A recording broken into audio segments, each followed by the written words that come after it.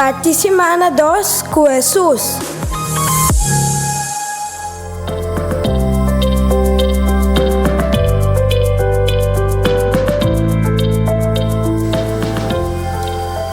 Nós estamos back, depois de par de dias de ausência, nós estamos back para nós compartilhar com vocês a palavra de Deus.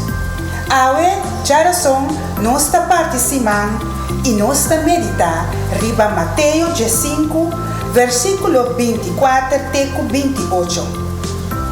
Jesus a contestar senhora cananita que estava na grita atrás de Jesus e seu discípulo para Jesus sana sua mulher que está possuída e roupa malo. Está cerca e carne não perdi do povo de Israel só a mandar-me.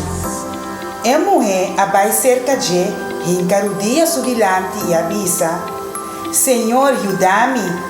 Mas Jesus a contestar: não está bom para tirar pão de emocionar para cachorro.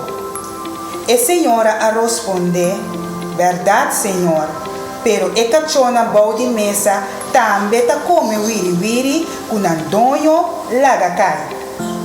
E ora e Jesus a dizer: senhora, bofeta grande, só de cubo maneira porque. E no mesmo momento ele, sua mulher a vira bom a trove.